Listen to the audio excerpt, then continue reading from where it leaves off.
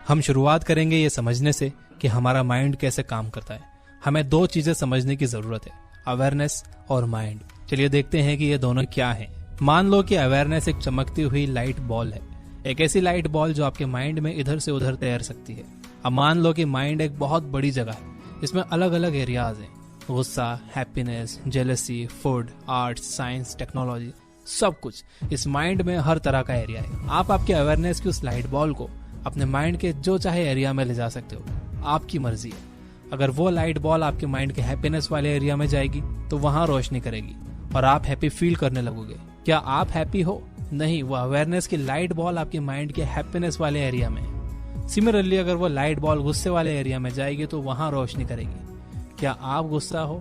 नहीं, आपकी अवेयरनेस गुस्से वाले एरिया में है। आप अपनी विल पावर और अपने ध्यान लगाने की शक्ति से उस लाइट बॉल को अपने माइंड के जिस एरिया में चाहे ले जा सकते हो। सबसे इंपॉर्टेंट बात यह है कि जहां आपकी अवेयरनेस जाती है वहीं आपकी एनर्जी भी जाती है। तो अगर आपकी अवेयरनेस आपके माइंड के गुस्से वाले एरिया में जाती है तो आपकी एनर्जी भी वहीं जाती है और वो आपके माइंड के उस एरिया को और मजबूत करती है। और ये हर दिन होता है। हम अपने आसपास के लोगों को और चीजों को अलाउ करते हैं हमारी अवेयरनेस को कंट्रोल करने के लिए। तो वो लोग जहां चाहते हैं हमारे अवेयरनेस को वहां ले जाते हैं और हमारी एनर्जी भी वहीं चले जाती है। और जिस तरह के एरिया में हमारी एनर्जी जाती है वैसे ही हमारी लाइफ भी बनती है। तो आपका गोल आपके माइंड को कंट्रोल करना नहीं होना चाहिए, बल्कि आपको आपकी अवेयरनेस कहाँ जाएगी ये कंट्रोल करना चाहिए। तो ये हम कैसे कर सकते हैं? इसके लिए हमें ध्यान लगाना सीखना होगा। तो पहले ये देखते हैं कि ध्यान क्या होता है। मेरे हिसाब से ध्यान एक ऐसी एबिलिटी है जिससे आप अपनी अवेयरनेस को लंबे समय तक एक जगह पर रख सकते हो। ज्यादातर लोग दो रीजंस की वजह से ध्यान नहीं लगा पाते। पहला ये कि उन्हें कभी ध्यान लगाना सिखाया ही नहीं गया है। दूसरा ये कि उन्होंने कभी ध्यान लगाने की कोशिश ही नहीं की। आप में से कितने लोग मैथ्स और साइंस की क्लासेस की तरह ध्यान की क्लासेस भी अटेंड करते हो? मैं दुनिया भर में ट्रैवल करता हूँ और लोगों से यही सवाल पूछता हूँ, लेकिन कोई अपना हाथ नहीं उठाता। आप में से कितने लोग जब स्कूल में पढ़ते थे तो आपसे ध्यान लगाने के लिए कहा जाता था? ये अजीब सा है ना। हमें स्कूल में ध्यान लगाने के लिए तो कहा जाता था, लेकिन ये नहीं बताया जाता था कि ध्यान लगाते कैसे। जब मैं बड़ा हो रहा था तो मुझे हमेशा ध्यान लगाने के लिए कहा जाता था, खाने पर ध्यान लगाओ, होमवर्क पर ध्यान लगाओ। आप में से कितने लोगों ने अपने बच्चों को ध्यान लगाने के लिए कहा है, लेकिन क्या कभी आपने उन्हें यह सिखाया है कि ध्यान लगाते कैसे? अगर आपने उन्हें नहीं बताया कि ध्यान कैसे लगाते हैं तो उन्हें कैसे पता चलेगा कि ध्यान कैसे लगाते हैं? अगर आप किसी काम में बहुत अच्छे होना चाहते हो तो आपको उसकी प्रैक्टिस करनी होगी। अगर आप बहुत अच्छी तरह से किसी भी चीज पर ध्यान लगाना सीखना चाहते हो तो आपको उसकी भी प्रैक्टिस करनी होगी। लोगों को डिस्ट्रैक्शन की आदत है क्योंकि वो दिन भर यही करते हैं। ऐसा नहीं है कि उनमें ध्यान लगाने की एबिलिटी नहीं है, लेकिन चूंकि वो डिस्ट्रैक्शंस में ही रहते हैं तो वो उसमें माहिर बन चुके होते हैं। तो हम ध्यान कैसे लगाते हैं? हम किसी भी चीज पर ध्यान लगाना सीख सकते हैं एक बार में एक ही काम करने की प्रैक्टिस करने से, और इस प्रैक्टिस को अपनी रोजमर्रा की जिंदगी में शामिल करने से। मेरे लिए मैं ये देखता हूँ कि वो मेरा कौन सा रूटीन है जो मैं रोज करता हूँ।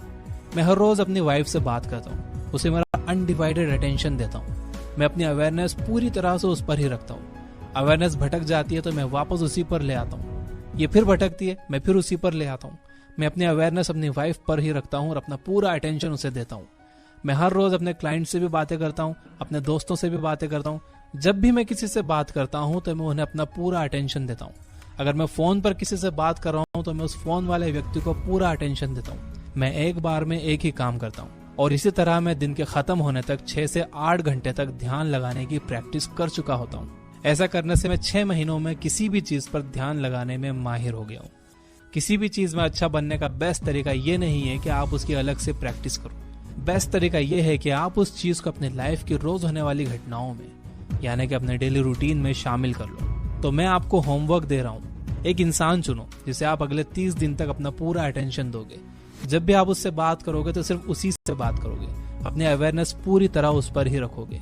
दूसरी चीज जो हमें डेवलप करने की जरूरत है वो है विल पावर। हर इंसान अपनी अलग अलग लेवल की विल पावर के साथ पैदा हुआ है, लेकिन हमें कभी ये नहीं सिखाया गया कि हम अपनी विल पावर को कैसे डेवलप कर सकते हैं। विल पावर मसल की तरह होती है, मैं इसे मेंटल बाइसेप्स कहता हूँ। विल पावर डेवलप करने के 3 तरीके हैं।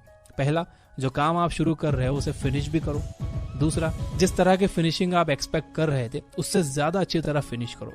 और तीसरा, जितना आप सोचते थे कि आप कर पाओगे उससे ज्यादा करो। ये तीनों तरीकों में मेहनत लगेगी और उस मेहनत को ही कहते हैं विल पावर। तो आपको विल पावर कैसे डेवलप करनी है?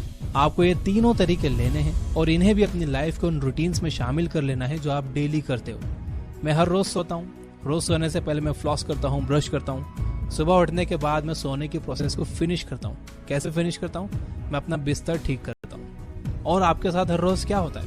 हर रोज मैं नाश्ता करता हूँ। अगर मेरे पास नाश्ता बनाने का टाइम है तो मेरे पास नाश्ता करने का भी टाइम है, तो फिर मेरे पास नाश्ता करने के बाद वो बर्तन धोकर रखने का भी टाइम है। तो मैं वो प्रोसेस फिनिश करता हूँ जो मैंने शुरू की थी। और मैं दिन भर जो भी काम करता हूँ उनमें ये तीनों तरीके अप्लाई करता हूँ। इस तरह से दिन भर मैं अपने विल पावर डेवलप करने की प्रैक्टिस करता हूँ। और जितनी ज्यादा मैं प्रैक्टिस करते जाता हूँ मेरी विल पावर उतनी ही स्ट्रांग होती जाती है। और अब मेरे पास बहुत सारी विल पावर है। 6 महीनों में मैंने बहुत सारी विल पावर हासिल कर ली है। तो जब मेरी अवेयरनेस भटकती है मैं उसे अपनी विल पावर से वापस उसी जगह ले आता हूँ जहां पर मुझे उसे लाना है। फिर मैं उस अवेयरनेस को एक जगह रखने के लिए अपने ध्यान की शक्ति का इस्तेमाल करता हूँ। और फिर जहां मैं चाहता हूँ वहां मेरी एनर्जी खर्च होती है और फिर उस एनर्जी से मेरी लाइफ बनती है। इसलिए पहले यह समझना बहुत जरूरी है कि अवेयरनेस और माइंड दो कंप्लीटली अलग अलग चीजें हैं। आप ही कंट्रोल करते हो कि आपकी अवेयरनेस कहाँ जाएगी, आप ही कंट्रोल करते हो कि आपकी एनर्जी कहाँ जाएगी, और आप ही कंट्रोल करते हो कि आपकी जिंदगी कैसी बनेगी। अगली चीज हमें यह सीखनी चाहिए कि हम अपनी एनर्जी को कैसे मैनेज करें। हमें रोज एक लिमिटेड अमाउंट में एनर्जी मिलती है। हम एनर्जी लेते हैं और इसे हमारे आसपास के लोगों और चीजों पर लगा देते हैं और तब तक लगाते ही रहते हैं जब तक कि ये एनर्जी खत्म ना हो जाए। फिर हम थक जाते हैं, फिर हम सो जाते हैं। अगले दिन सुबह हमें वापस उतनी ही एनर्जी मिलती है और हम फिर से वो एनर्जी लोगों में और चीजों में तब तक लगाते रहते हैं जब तक कि वो खत्म ना हो जाए। लेकिन एक चीज ज्यादातर लोग नहीं करते, वो ये कि वो कभी ये अंदाजा नहीं लगाते कि उनकी एनर्जी को वो कहाँ कहाँ इन्वेस्ट कर रहे हैं। तो मैं हमेशा लोगों से कहता हूँ कि जितनी कदर आप अपने पैसों की करते हो उतनी ही कदर अपनी एनर्जी की भी करो। ये पैसों की तरह ही एक लिमिटेड रिसोर्स है जिसे आपको बहुत समझदारी से मैनेज करना होगा, बहुत समझदारी से अलग अलग जगह बांटना होगा और बहुत समझदारी से इसे इन्वेस्ट करना होगा। आप चाहे कितने भी अमीर क्यों ना हो, जब भी आप अपना पैसा खर्च करते हो तो पहले आप सोचते हो, समझते हो कि आप अपना पैसा कहाँ लगा रहे हो। अगर आप अपना पैसा किसी स्टार्टअप में भी इन्वेस्ट कर रहे हो तो आप उनसे कई सवाल करोगे कि उनके मैनेजमेंट में कैसे लोग हैं, उनका प्लान क्या है, आपके इन पैसों को वो कैसे खर्च करेंगे और आपके इन्वेस्टमेंट पर आपको क्या रिटर्न मिलेगा, क्योंकि ये एक लिमिटेड रिसोर्स है। तो फिर हम किसी इंसान या किसी चीज पर अपनी एनर्जी इन्वेस्ट करने से पहले ऐसा क्यों नहीं सोचते? हम ये अंदाजा क्यों नहीं लगाते कि वो इंसान या वो चीज हमारी एनर्जी डिजर्व करती है भी या नहीं?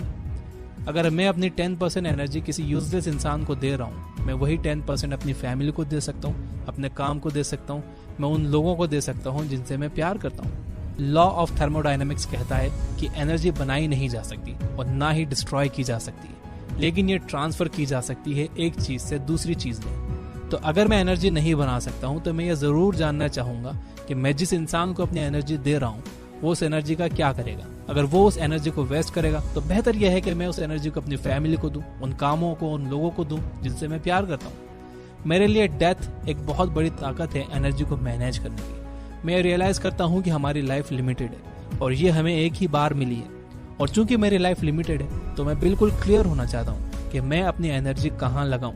अगर आपको यही नहीं पता कि ध्यान किस चीज पर लगाना है तो ध्यान लगाना सीखने का कोई मतलब नहीं है। तो ध्यान लगाना सीखने के साथ साथ ये भी सीखना जरूरी है कि आपको कहाँ फोकस करना चाहिए। तो मैं आपको एक और होमवर्क देना चाहता हूँ कि आप अपनी लाइफ का पर्पस ढूंढो। इसे ढूंढने का एक तरीका यह है कि आप रोज सुबह से 5 मिनट खुद के बारे में सोचो। आपका पर्पस क्या है ये सोचो। ज्यादातर लोगों को दूसरों के साथ टाइम बिताना अच्छा लगता है, लेकिन बहुत कम लोग ऐसे होते हैं जो खुद के साथ टाइम बिताने के लिए टाइम निकाल लेते हैं। तो सुबह उठने के बाद नहाओ और अपने घर में एक शांत जगह पर बैठ जाओ और खुद के बारे में खुद से सवाल करो। आपको लाइफ में क्या चाहिए, आपका पर्पस क्या है, आप इस दुनिया में क्यों हो, क्या चीज आपको पसंद है, आपका पैशन क्या है। कितने लोग बता सकते हैं कि उनका पर्पस क्या है? बहुत कम। जब आपका पर्पस क्लियर हो जाएगा तो आपको पता चल जाएगा कि आपको किस चीज पर ध्यान लगाना है, और जब आप उस चीज पर ध्यान लगाओगे तो आपकी एनर्जी भी उसी चीज पर खर्च होगी और उस एनर्जी से आपकी लाइफ बनना शुरू होगी और इसके बाय प्रोडक्ट होगी हैप्पीनेस। तो दोस्तों ये था दंडपाणि की स्पीच का एक पार्ट जो मैंने ट्रांसलेट किया है इंग्लिश से हिंदी में। मुझे ये बातें बहुत पसंद आई तो मुझे लगा कि ये बातें हिंदी ऑडियंस तक भी जानी चाहिए। अगर आपको मेरी ये मेहनत हेल्पफुल लगी हो तो आप इस वीडियो को लाइक कर सकते हो। आपके मुझे कमेंट्स आते हैं कि लास्ट में मैं वीडियोस को समराइज करता हूं तो वो आपको अच्छा लगता है। मुझे लगता है कि पर्टिकुलर इस वीडियो को समराइज करने की जरूरत नहीं है क्योंकि लास्ट में ये समराइज हो गई है। So that's all. Inspirational book summaries सुनने के लिए आप ये बुक ऐप डाउनलोड कर सकते हो, उस पर अभी डिस्काउंट भी चल रहा है। Finally, you guys are amazing. Keep reading, keep learning, keep growing. Thank you for watching.